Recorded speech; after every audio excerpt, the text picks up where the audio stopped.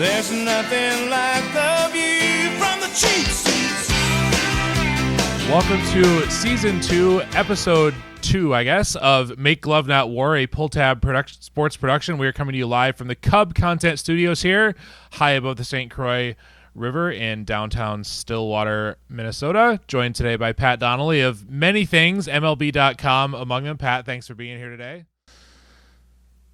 Thanks for having me. Long-time fixture in press boxes across the Twin Cities. So Pat was one I wanted to have on it earlier this year, especially around the trade deadline. We do have a trade to announce. We're not going to get there quite yet because we are taping this about 20 minutes before. Do we still tape? So can I call it tape? We're recording this podcast. Sorry, I'm a dinosaur. About 20 minutes before the trade deadline. One deal has been made. Interesting to see, what else, if anything happens. Probably nothing. But we want to talk a little bit as a segue into that about the Bally Sports Diamond contract, and it's great news. The Twins are going to be back on TV this week. For some people that have the higher echelon of Xfinity, and it plays a part in the Twins' finances. There's no doubt that deal is worth give or take $60 million a year. First and foremost, Pat, it's just bizarre to me that we can't watch, that most people have not been able to watch this team all year. And I think it certainly has probably affected attendance a bit, out of sight, out of mind. It's just good to have him back, right? I guess if you're a Comcast subscriber, which I'm not, so it doesn't do much for me and my Hulu Live credentials. But I'm basically at every home game, so I see all those. And when they're on the road, I'd hit or miss. Sometimes I'll see them. Sometimes I'll go someplace and watch them. Occasionally they're on Apple TV. I could pick those up. But I mean, it's a different game than when I was a kid. We'd flip on Channel 9 and there it was. Or as I got a little bit older, MSC. And the games were there. Sundays maybe they were over there on 29, but it was pretty easy to find. In this day and age, sports consumers have to do a little legwork in order to access the content they're looking for, I guess.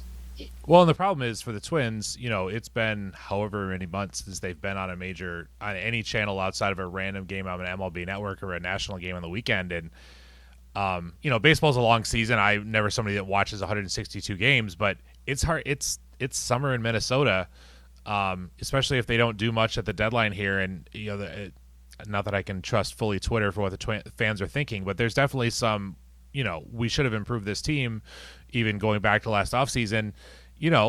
It's tough to wonder if people are going to just sit down and suddenly watch 4 games a week when they haven't watched any games the entire year. So I'm interested to see, how it comes back. Again, it's only Xfinity, it's not everybody, so.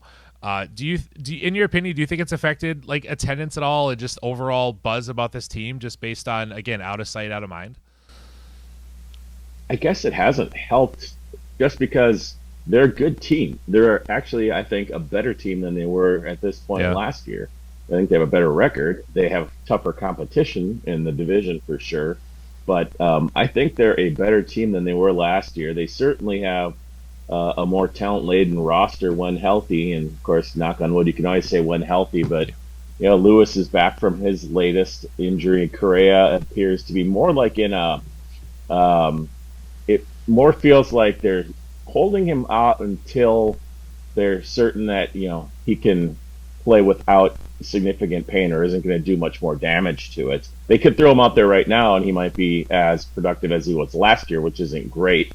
So right now they kind of have the luxury of, we've got Brooks Lee. He plays a really nice shortstop, and that's probably good enough. He's learning, as he hacks in the batter's box. So he's getting he's cutting his teeth there. So they don't really need to rush Correa back right now. So ideally, you sit him until maybe September, and then he's back to as close to 100% as he's going to get. So he's been their linchpin this year. He's been the man. But they are a better team, so I would expect that their attendance would be up, and it's not. And I guess the reason, like you said, it certainly could be an out of sight, out of mind thing.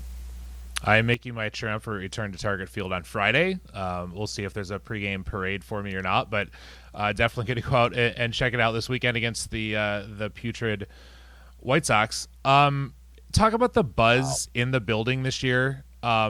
I think the team is better, but it seemed like last year, especially Buxton and Correa were out at this, even the scheduled off days, they were out at the same time a lot. And they post those lineups at 10 a.m. for a 1 o'clock game on a Sunday. And if those guys weren't in the lineup, it was just like, let's mail it in. It seems like, and obviously Royce Lewis is a big part of that, but from what I hear, and, I listen on the radio and things, but there's definitely kind of a buzz around Lewis in particular, and for good reason.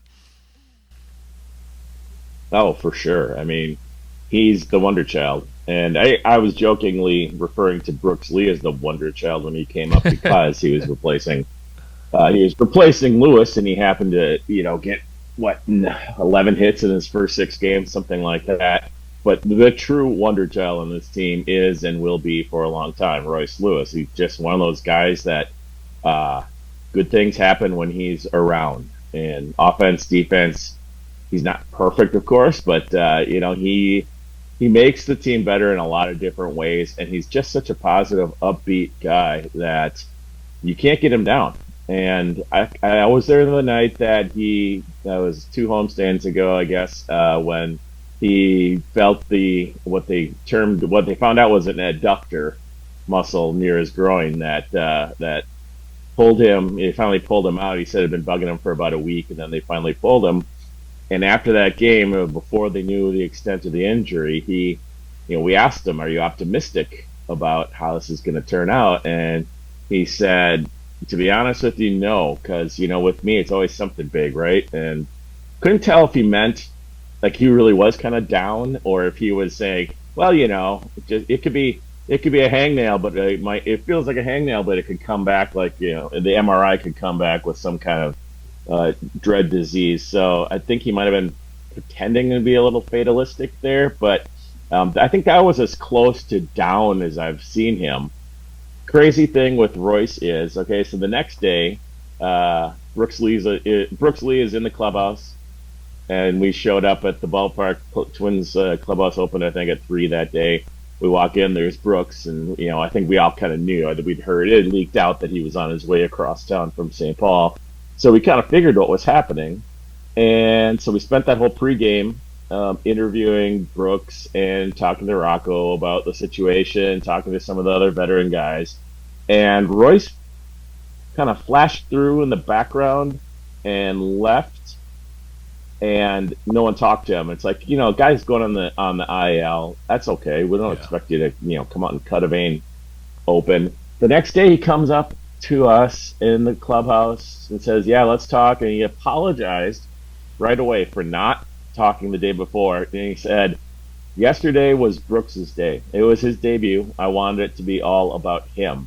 And that's the kind of guy Royce Lewis is. That's the kind of teammate he is. That was not BS. You might have heard that kind of logic from a different ball player and thought, yeah, that's convenient. Your agent probably told you to, PR staff, been there. Yeah, no. That's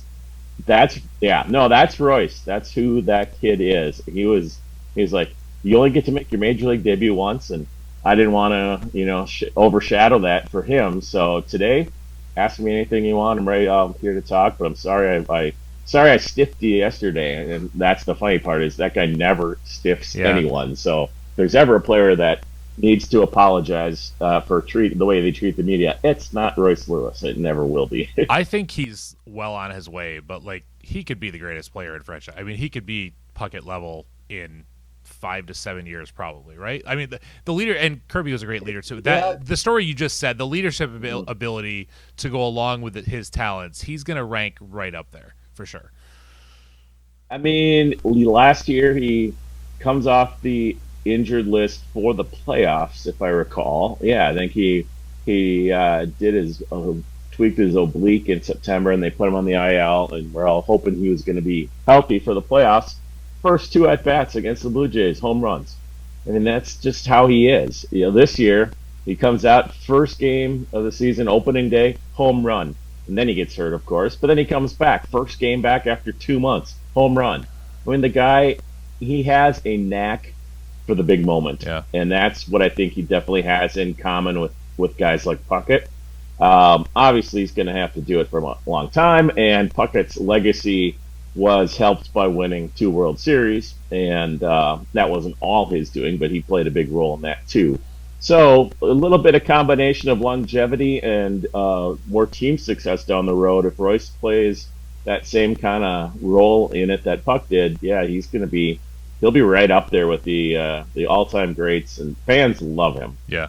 He's absolutely, adored by him. And he's got to stay healthy. I mean, but that, the smile, the story you told, but he's got to stay healthy, because if he can only play 110 games a year, he can't lead this team to where they need to go. So hopefully he can, put it all behind him, starting with this injury. You want to take a quick sponsor time out here to talk about our friends at Chill Boys. I like to park across Stillwater and then walk over here to the Pull Tab Studios, so it's important to keep myself cool. Summer is heating up, but you need to keep your boys cool downstairs. Good thing Chill Boys have got you covered. It's right there in their name. Whether you go the Bamboo Boxers, which are my favorite, the Bamboo Boxer Briefs, or Performance Boxers, the hot weather of summer up here in the upper Midwest will be no contest against Chill Boys underwear. Check out their new fun summer patterns, to keep your undercarriage looking stylish. Visit chillboys.com. Use PullTab15 for 15% off. Chill Boys, comfort where it counts. Pat, you're on the visiting side of things at Target Field quite a bit. So you're talking to a lot of people who come in here. What do you think's the general consensus maybe of the visiting writers, the visiting media that comes to town? Where do they rank in the AL? Are they serious contenders or not, from kind of an outsider perspective?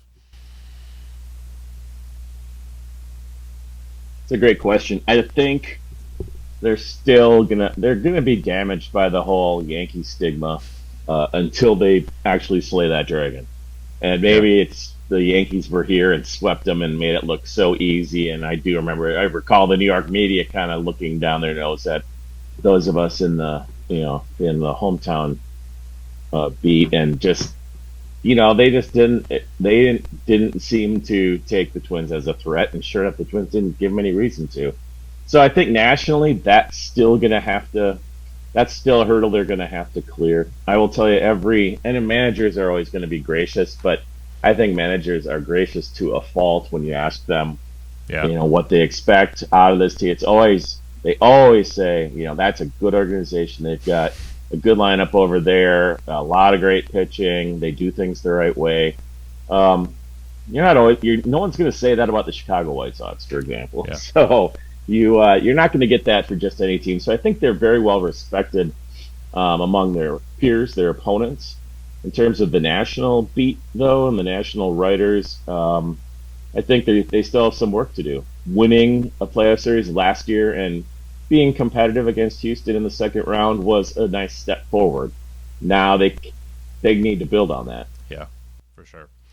What's your take on Rocco? And I always like to say, coaches coach and players and managers manage. Chuck Fletcher used to say it all the time with the Wild. I think it's a lot easier to manage this pitching staff, especially the starters, than maybe his last few years here. But where are you on the echelon of pulling guys too early, which again they've been good where he hasn't needed to, but how has his game management evolved in the last few years, and is it just the fact he's got better players now that makes him seem like a better manager? Bullpen management has always been one of the things people complain about with a lot of managers, but especially Rocco, because he was quick to pull guys, but then again, those guys were Chris Archer and Jay Happ, guys who you were going to get 6 or 7 innings out of. And last year, when they had Sonny Gray and they had Pablo and the rest of the crew, I think they finished like second or third in innings pitched by starters. He did not have a quick hook last year. And this year it's been somewhere similarly, along those lines. We just saw Ober went 8 against Detroit now. I mean, he was shocked. Phenomenal, but it's even... It doesn't matter. It wouldn't have mattered 2 years ago. No, because, hey, that third time through the order's coming up, and he's letting guys like Ober... some of it's learning on the job. Some of it is reaping the rewards of what they've shown so far. And I think Ober's come a long way, and especially this season, in earning Rocco's trust. I'll say the players love him, and he's kind of gone off the record a few times with us with some really interesting insights into his philosophy of the way he manages. People will say he's player friendly or he kowtows to the veterans all the time. Well, he also knows that if you don't give the veterans respect, you're going to lose them. And if you lose a couple of key veterans in the clubhouse, you're going to lose the clubhouse. The young guys are going to not know who to follow. So, yeah, there's going to be times maybe where he'll leave Kepler in against a left-handed pitcher, whereas maybe it would be a time you could bring on a Manny Margot. And, well, Margot while he's been okay in spots this year, he's like, what is he, 0 for 27 as a pinch hitter or something? Not much of a choice to make at this point. Like it. Yeah. Yeah, well, yeah, I'd say that the potential, you got to weigh the options. Upgrading your chances of having production out of this at bat versus what message are you sending your players, especially your veterans. And Kepler's a guy who has earned the chance to show himself, and lo and behold, I mean, what's he got now? I think he's got 3 walk-off hits this year, and he's tied for the career lead now with Puckett and Killebrew for most walk-offs as a Twin. So that's pretty impressive. Yeah. Rocco, I know a lot of fans love to take shots at him.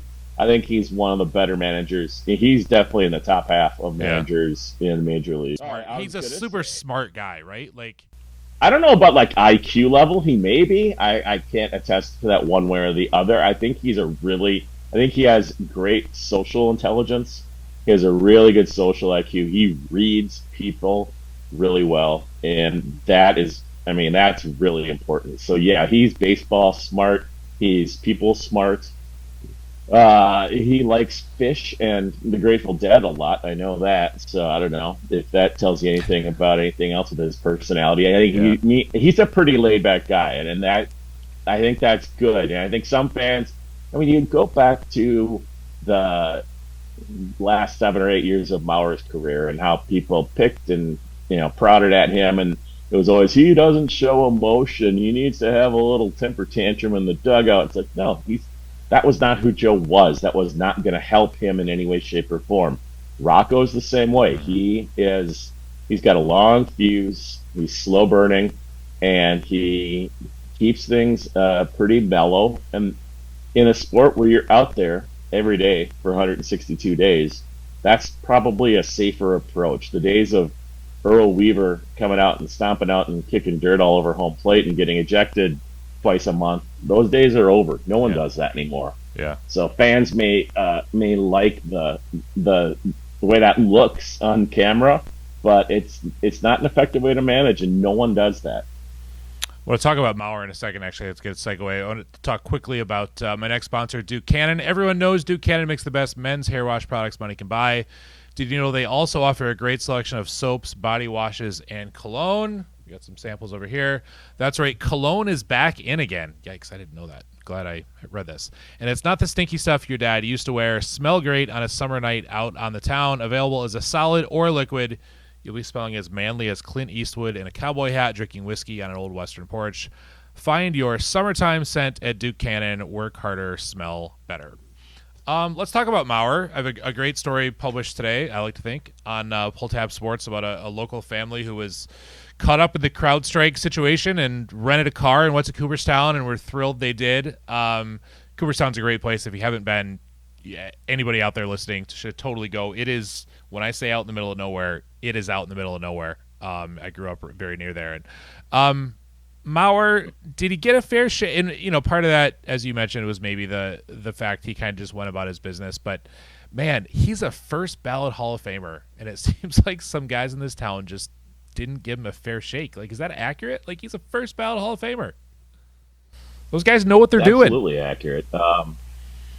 Yes, he always had a better reputation among the national media than the local, because he signed the big contract, and then got that was after the 2009 season when he had the ultimate contract year, if you want. I mean, he going into his last year and he misses a month of the season. He comes in basically May 1st and goes on to hit 28 home runs in a career where he never hit 13 or more than 13 in a season. wins the MVP, wins another batting title, whatever. I mean, that was the perfect timing for that. But the Twins were going to sign him no matter what. They weren't going to let that guy get away, even if he'd merely hit 300 with 12 home runs that year in 2009. They were going to lock him up. And it's not a salary cap sport. So fans who said, well, they're paying him too much, they can't pay anyone else, that's not true. It's funny to hear these same fans complaining about that on one hand, but also calling the Pollads too cheap. And, he's taking up too much of their salary, and the Pollads should be spending more. I mean, it's one or the other. Yep, and absolutely. It's not Mauer's fault. Then he went and got concussed multiple times, which is definitely one of the perils of the position. And he ended up making himself into a fairly good first baseman. I mean, I don't know that he was Don Mattingly or Ken Hrbek or Doug Minkiewicz level, but he saved some runs over there, and I think he acquitted himself just fine. And of course, he was the ideal face of the franchise for 15 years. Never embarrassed them, never did a thing to cause people to question his commitment to being the best he could be. He just, he's the guy. He was the man for 15 years, and you talk to other players, you talk to other managers, you talk to his past teammates. They all love the guy. Yeah. They know. Those are the ones who know, and they knew that guy was legit. First ballot Hall of Famer. I mean, I think that whole argument is kind of funny because what makes somebody not vote for a guy on the first ballot, but then vote for him the next year? Nothing has changed. Yeah. His stats are the stats. So there's something about, we're the keepers of the game. We want to make people wait, I guess. I think the younger the voters are now, and you've got a lot of younger Hall of Fame voters, I don't think as many of them are, buy into that mentality. They're more numbers oriented. They look at the numbers and they say, is this guy legit? Is he worthy or not? And if he's worthy in year one, vote for him. If he's not worthy in year one, he shouldn't be worthy in year 2, 3, 4, 15. Absolutely. So that's why I think that was a big part of it. If he hadn't got the 75%, I'm sure there were some old guard people who didn't vote for him who would eventually come around. And he would have gotten there. But this whole idea of first ballot Hall of Famer, that should be reserved for the likes of Babe Ruth and Derek Jeter. And no, if it's your first year on the ballot and you're Hall of Fame worthy, you should be in. And I think today's voters feel that way, and they voted accordingly. Best player at his position for a decade. I mean, it's hard to and switch positions mid-career and was pretty good at it. I get, and I think some of the abuse he takes locally is maybe just like a shtick, but where was this team without Mauer for 15 years? I mean, Morneau's without Mauer, they didn't have a lot. And actually, I want to tell a quick story because without Mauer, there's actually a chance. And say what you want about the Parisi and Suter contracts with the Wild. I'll save that for another podcast. But my Joe Mauer story is I used to work for the Wild when we were recruiting Parisi and Suter. They sent me in a green Joe Mauer Wild jersey over to Target Field at like 4:30 in the afternoon to get him to say it's great playing in my hometown. And of course I'm thinking, well, is it really? Because your fans attack you on a regular basis.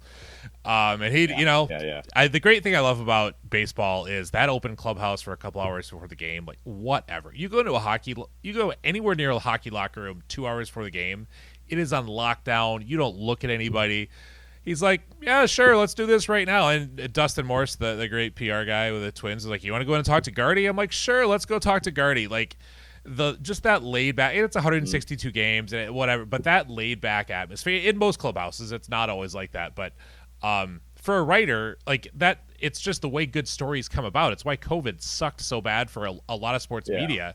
You just lost that just hanging around and finding good stories, right? Like PR people are going to come to you with stories, but you got to find your own. Mm-hmm. Baseball is very unique that way, and I mean, part of it is that it's mandated they have to be open for at least an hour pregame, and then they have to be open for a certain amount of time afterwards. And it's not one of those sports where they say, well, we'll bring guys out to you. It's, you go in and then you have a little freedom to move around and get what get what you can. So yeah, I could absolutely see them wanting to have those chats with you. The one thing I'll say about Mauer, I think the team did not treat him right when it came to his injuries because the team just didn't have a clue of managing the media. Some members of the organization didn't have a clue about that, including the manager at the time. And so Gardy was the guy who said bilateral leg weakness because he'd heard it. Yep. That was the dumbest thing ever. That should never have gotten out. It was a symptom of this overall thing that he had that was going on with between his back and his legs, and maybe even concussions played into it at that point. They weren't sure. But for Gardy to come out and say he's got bilateral leg weakness, nobody knew what that was, and that stuck to him, and that was really unfair. Yeah. And the Twins learned from that. Gardy got so freaked out by the response that he stopped doing injury updates. He never did another injury update after that. It was either you talk to the trainer or the GM would do it, and they've kind of followed suit with that. Rocco will talk about injuries and things, but if it comes to like updating a guy's progress in his rehab or anything, Justin Morse will give us the official line of what they've heard from the trainers, etc. And then Nick Paparesta, the team trainer, will be made available. Usually it's like once a homestand to maybe do a deeper dive on some of the players as they're fighting their way back. They handle it much more professionally now than they did in the era when Mauer was dealing with his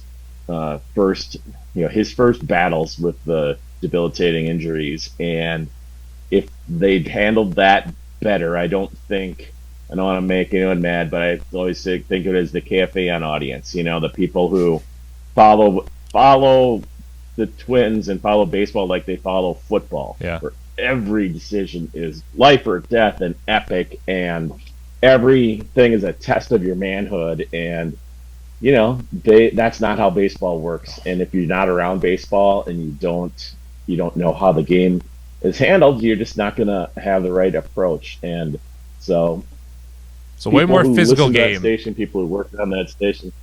Yeah, it is. And then people realize and the physical is different. You're not running into people at 50 miles an hour, but you're on your feet 4 or 5 hours a day, every day, and it's a grind. It's travel. People say, they fly first class. Well, they're still getting on an airplane, flying, changing time zones, changing hotel rooms and stuff. It's a grind. Yep. It's not, this wears me out today. It's a cumulative thing, and it wears a guy down. And the other thing is, in the last 10 years or so, we've gotten smarter about load management. And they'll say, Kerby Puckett never needed a day off. Well, maybe if he had gotten some days off, he might have been even better than he was. Also, Kerby Puckett was a freak of nature. Yeah. He was special. And some of these guys, Correa doesn't ever want a day off, and he wouldn't take a day off if they could let him. Same thing with Buxton. Those guys don't want days off. They have to be told to sit when it's time, because we play you 5 times this week instead of 6, then hopefully in September you'll be fresher when we need you the most. And it's only fair. Absolutely. Yeah, I always told somebody I knew it was time to leave the NHL when I just getting to a hotel at 3 or 4 in the morning, I could no longer physically, you're eating steak. First of all, steak on a plane at midnight, and of course athletes burn calories, but it's not a good diet. But no. Just the overall, and baseball is a little different because you're in a city for a few days, but it is a life of luxury, but it is not the way many of you listening out there might think. We'll take another quick sponsor break, and I want to talk about today's happenings. It looks like maybe just the one deal, and talk a little bit about this. You mentioned earlier, the pole ad's cheap. We'll just go down that road just a little bit, because I think there's definitely a flow over this over the last maybe 15-20 years. We want to talk about Jimmy's. Jimmy's down here. Jimmy's Salads, Dressings, and Dips. It's officially coleslaw season. Grab a jar of Jimmy's coleslaw dressing to give your slaw the zip and zing that everyone will be talking about at their next grad party. Available in original, fat-free, and pineapple. Brought the pineapple with home with me last podcast. Jimmy's is family fun, locally owned from Stewartville, Minnesota. Delicious on burgers, brats, pulled pork, and a summertime side. You can't go wrong with Jimmy's. Hope you get Jimmy's at Cub because we are coming to you from the Cub Content Studios. It's after 5. It appears as though, let me just make sure I don't miss this guy's name because I'm not sure I'd heard of a lot of him before today. Trevor Richards from the Toronto Blue Jays. A relief pitcher. You can never have enough seventh inning guys, as I like to say, in baseball.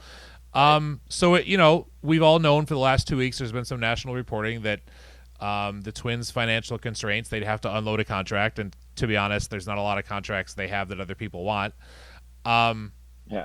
I really struggle with this, Pat, because, you talked about the W.A.R. contract and how they gave all that money and then they took a hit. There wasn't enough money for everybody else. There's this talk for 10 years they didn't pay for starting pitching, and they did, and then they really did. Lopez and this teams had pretty good pitching for a while. And I pulled this stat up. Hal Steinbrenner is worth as much as Jim Polet, which is, they're both, top 10. They're not by any stretch the richest. They're not Steve Cohen rich, for sure. And obviously, a lot of the Polet's money is tied up in the Polet companies. And they spent about half of their revenue from last year on payroll this year, which is exactly middle of the road. So, it's not like they're skimping on payroll necessarily. But man, they're worth, the Twins are worth $670 million. The Polleds are worth $4 billion. Again, they took a $60 million loss, more than likely on the TV deal. But it seems like malpractice after this year you had last year. Won the playoff series, was just everybody was all in, and then you come back and you don't make really much of a move in the offseason, and then all it looks like they're just going to kind of let this team ride. And I'm not, this isn't a team that I think is necessarily a World Series potential where you want to sell the farm, but you could sell a guy who's making money because you need to get it off the books. But where are you on this topic? My opinion of this is that people tend to overlook the fact that it's a two-way street when you're trying to add talent. Mm-hmm. You have to identify somebody you want, and then you have to find out what they're worth, to their team. And if it's a free agency situation in the offseason, you have to find out how much someone wants, and you got to make sure that they want to play in your market. And that can be tough. There are a lot of guys who don't want to come and play outdoors in Minnesota in April and potentially September, hopefully October. It can get rotten. And if you're a guy who's got $100 million in the bank, I hear fans say, just throw more money at him, outpay everybody else. If you got $100 million in the bank and you're chasing a ring, yep. Would you sign with the Twins for $20 million when you could sign with the Yankees for $17 million? I think you'd probably sign with the Yankees and have a better chance at winning a ring. In terms of trades, I see lots of reaction right now on Twitter of people, sell the team, this is a dumpster fire franchise, blah, blah, blah. And all I'm going to say to them is, who did you want them to pick up? Be specific, not just, they needed more pitching. Be specific. Give me a name, and then find out what the team wanted in return. And some of the packages that these guys that some of these teams are giving up for 2 months of someone who's not been necessarily a Cy Young winning starter, but someone who just eats innings, tells me that it was very much a seller's market. And I don't blame the Twins for not wanting to give up their prospects. They've got a great farm system. It's deep. And I don't blame them for not wanting to tap into that to get a guy who they don't necessarily think is going to, they don't know if he's going to help them that much. They have a glut of, they got a glut of position players. Yeah. They've got too many infielders and potentially too many outfielders. I mean, which is a good problem to have, but when everyone's healthy, they'll be sending, I think they think Ed Julian is a major league hitter, and he's going to be in St. Paul, or he is in St. Paul already, again, for the second time. There's lots of major league ready talent, I think, in St. Paul on the offensive side, or guys that they'd be comfortable calling up. Pitching, another story, of course, and that's where they sort of addressed it a little bit, I guess, in getting Trevor Richards. That's his I name. always get the Richards Yeah, guys it mixed is. up. It is Trevor. Yes, Trevor Richards. Former Brewers great. Yeah, and he's another arm. He's a guy. He's a guy you can put out in the bullpen, and if you need some outs in the sixth inning, you can trust him more than you can trust Josh Stalmont, who I know he didn't give up a run for, what was it, his first 19 appearances, I guess. He didn't give up an earned run. Since then, in his last 6 outings, he's given up 10 earned runs in 4 2/3 of an inning. That is a 19.29 ERA, and he always struck me as a guy that the numbers are just catching up to him now. His secondary numbers were not all that impressive, and you kind of felt like he was getting away. He was doing it with smoke and mirrors, and now the league has maybe figured him out a little bit more. Sometimes, so they DFA'd him. Yep. And they're going to replace him with Trevor Richards. And I would like to see another lefty in that bullpen. But who's out there? Tell me who's out there as a left-handed reliever, and how much you'd have to give up for him before you complain and say that they're a terrible franchise because they didn't make that trade. And we've known for months that this starting pitching at the deadline, that there was very limited options. And I think one of the great things the Twins did 2 years ago. I think the team was kind of in this position they were now. I think they were in first at the time, but they were a good team that was going to make the playoffs. And they made a couple of deals that were, Mail got hurt. Like, they weren't the best deals. Lopez is out of the league now. But they made some deals to improve the team in the moment, but they didn't give up anybody. And that is important if you're a team that's not going to be able to spend a lot of free agent money. If this team traded Brooks Lee today, they'd be like marching on the streets too. Like, it's just not. You can't. Right. Saying this a lot. You can't have this and this. You got to pick one or the other. Somebody really put the poll ads address on the internet today. What are we doing here, people? Like, come on. Sick. Yeah. The internet was a mistake. I always like to say I don't like to tell billionaires how to spend their money. So we should all have that opinion of ourselves that we don't tell billionaires how to spend their money. I mean, of course, as a fan, you always want to see more talent, more success, more whatever. Bring it in. And the Twins fans have put up with a lot. I'm solidly in their corner when it comes to that. But at the same time, you think about trades that they have made. Some have been pretty successful. Remember how they got torched for Pablo Lopez for Luis Arias?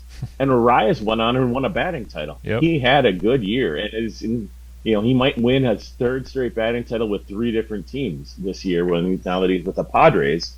But Pablo was fantastic. He had a tough month or so at the start, and then he was lights out. Same thing this year. He had a kind of a shaky first half. Second half so far sure looks like he is right back on track where he needs to be. And there's the Tyler Mahle trade, which see if I'm getting my Reds trades mixed up. Did they give up Spencer Steer and Christian Encarnacion Strand for that? Yeah, that was the Mahle trade. And then suddenly and then they got next to nothing from Mahle, and suddenly last year, because Jose Miranda was hurt and they didn't get really anything from him that they were expecting, they had a need for a young right-handed bat in the lineup, and both of those guys would have definitely gotten their chance if they'd hung on to him. But then you kick it forward a year further now. Miranda's healthy. If you had Encarnacion Strand and or Steer, there probably wouldn't be a ton of at-bats for them right now. Encarnacion Strand he's either injured or he's back in AAA. He has not ripped it up. Steer is looking like a nice regular, a guy who can give you 250, 260 with some pop, but not a game-changing guy, so to speak. And this team has a lot. Here's the other thing. They've got, at some point, you got to find out what you are, who you are, and what you've got. And if you keep replacing your young guys with short-term rentals, you're never really going to see your plan from your system to come to fruition. They believe in what they're doing from rookie ball all the way up. And when they get to the majors, it's time to find out. And so far, the results from this current organization, after a little sputtering start, I think they've done a pretty darn good job. They've got last 2 years, they've had a lot of success and a lot of homegrown talent. And they've made good. People forget when you talk about trash the poll ads. They forget all about Carlos Correa. Mm-hmm. It's like he doesn't even exist. They forget that they spent twice the most money they've ever spent on a player. Yeah, twice.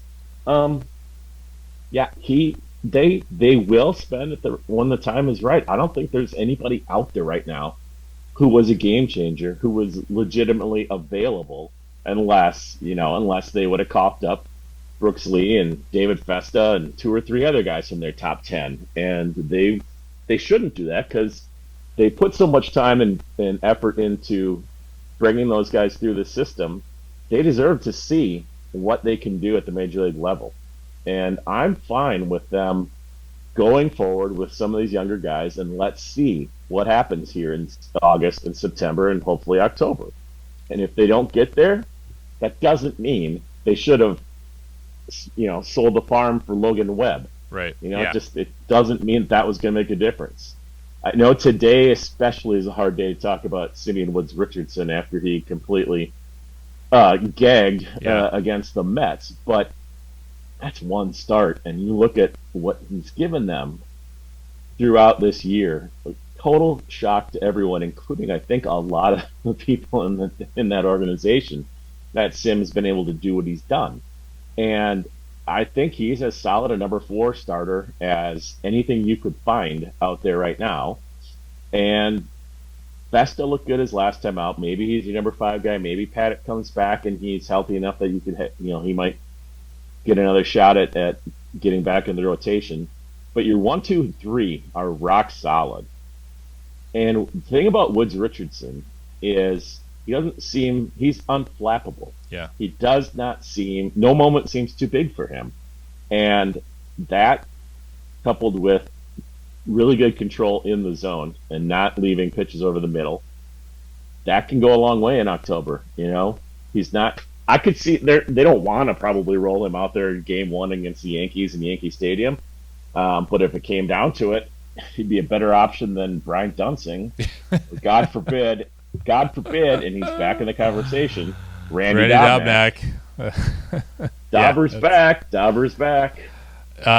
I'm happy for Dobnak, and it'll be fun to see him again. But fans don't expect he's not even the pitcher that he was when he was at his best then, because he can't throw that changeup that he had because of his finger. He can't throw it the way that he used to be able to throw it. So he's basically become a curveball slider guy, and he's had some success in AAA. That's great, and I love him. He's a good human being, and it'll be great to see him back in the clubhouse and fun to see him back in the majors. It would be quite a story if he does something. But let's not hold our breath. Let's not expect it. Yeah, let's not hold him to too high of a scale. I was going to ask you, are you covering the White Sox series this weekend? I'm actually not. I'm off for a couple weeks now. This weekend I've got some family in town, and so I actually took that one off. And then when the Guardians come to town next week, I could have covered that for MLB.com. But I am going with my buddies. I have 3 buddies who we do an annual baseball trip with some of my former teammates, and we try to get to a different ballpark every year. So we're going to Seattle, and we're going to see Mariners Mets, and then Mariners Tigers, and then go to the Space Needle and drink some beers and all that other stuff too. Maybe catch a band or 2, as you may do in Seattle. Sure. So timing-wise, it didn't work out. I'm going to miss that Guardian series, which stinks because that's going to be huge. But yeah, after that, I come right back from that, and I'll be there for the entire Royals series, which will be a battle for second place probably. And then we've got the Cardinals coming in, and we've got and Blue Jays are coming, I think. Yeah, so we've got some interesting matchups coming down the stretch. September, 4 home series. The first 2 are the Angels and the Reds. So you'd think they could make hay there. and then the last two are the Marlins and then the Orioles. So they closed their last series of the season against the team that I think is potentially the best in baseball, and that could be fun. Yeah, that'll give them a good sense of where they are going into the playoffs. Absolutely. Chicago, and if you're a Twins fan and you want to go to a game, and you'd like to see a win or two, this weekend's a good chance. The White Sox, the 15-game losing streak, they have given their run differential is 150 runs worse than any other team in the American League. I mean, they've given that it. Yeah, it's not just minus 150. No, it is minus 221. They have given up five. They have given up. I mean, 150 more runs than say the Braves. And that's getting, 20 starts out of Garrett Crochet. Yeah. I mean, they've actually had, and Fetty has been pretty good too. So their starting pitchers have been, a couple of them at least, have been pretty darn good. Yeah. But they're not hitting, and their bullpen's been a disaster, and the rest of their rotation stinks. Yeah. Other than that, how do you like to play, Mr. Yeah. Lincoln? I think I like my chances of seeing a win. My last Twins game was unfortunately the loss that ended the season in the playoffs last year. So I'm looking forward to getting out and seeing some nice weather this weekend. Pat, I appreciate you joining us again. This is Make Glove, Not War. It's a Pull Tab Sports production. Thanks for joining us. We're at the Cub Content Studios in downtown Stillwater. Pat, thanks for joining us. We'll talk to you soon. Ryan, it's been a pleasure. Anytime you want to have me on, let me know. Thanks, Pat. Take care. There's nothing like the view from the